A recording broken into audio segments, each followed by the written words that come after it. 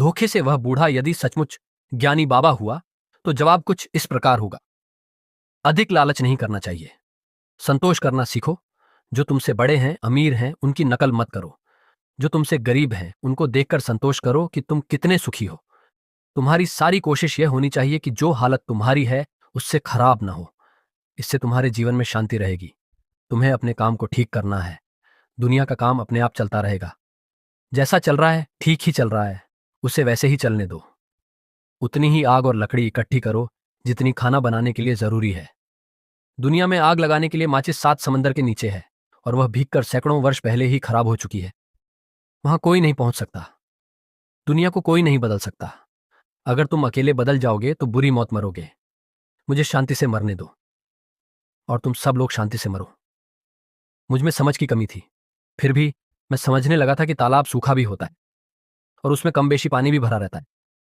पानी होने से उसमें काई, लकड़ी, पत्थर, मछली, मेंढक आदि जरूर होंगे, मगर मगरमच्छ का होना जरूरी नहीं है। व्हेल मछली समुद्र में पाई जाती है। धोबी 3 बजे रात को कपड़े धोने तालाब चला जाता है। भीख मांगने वाले और रईस कोई काम नहीं करते। 2 साल पहले पानी ठीक से न गिरने के कारण कई तालाब सूख गए थे। छोटे छोटे तालाब चारों ओर बिखरे पड़े हैं। कहने से तालाब का पानी नहीं बिखरता। सबसे बड़ा तालाब रानी तालाब है। जिंदगी के बारे में मेरी यही समझ थी, इससे ज्यादा कुछ नहीं। कभी कभी ऐसा होता था कि बस दुख ही दुख होता था। उसी दिन या अगले दिन कुछ ऐसी बात भी हो जाती थी जिससे दुख नहीं होता था। कभी कभी बहुत खुशी की बात होती थी। दुख को घटाकर महसूस करने की ताकत मुझ में नहीं थी। मैं ऐसा नाप का गिलास बन गया था कि थोड़ी सी तकलीफ भी दुख से भर देती थी और ज्यादा तकलीफ भी वही असर करती थी। मेरे पास इतनी समझदारी नहीं थी कि किसी लकीर को बिना मिटाए छोटा करने का तरीका एक बड़ी लकीर खींचना होता है।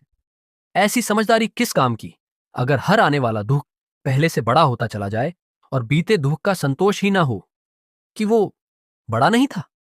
शहर में फ्रांसिस नाम का एक लड़का था। कुछ साल पहले ही उसने हॉकी खेलना शुरू किया था। मेहनत से अभ्यास करते करते वह नगर स्तर का अच्छा खिलाड़ी बन गया। फिर विदेश भी हॉकी खेलने गया। शहर में सबसे पहला ट्रांजिस्टर रेडियो वही लाया था। उसके पिता को पहले कोई नहीं जानता था। वह पुलिस बैंड में थे। जैसे ही वह नगर स्तर का खिलाड़ी बना, उसके पिता को सब जानने लगे। बहुत से लोग दुख सहने का अभ्यास बचपन से करते हैं। इसके अभ्यास के लिए मैदान की जरूरत नहीं होती।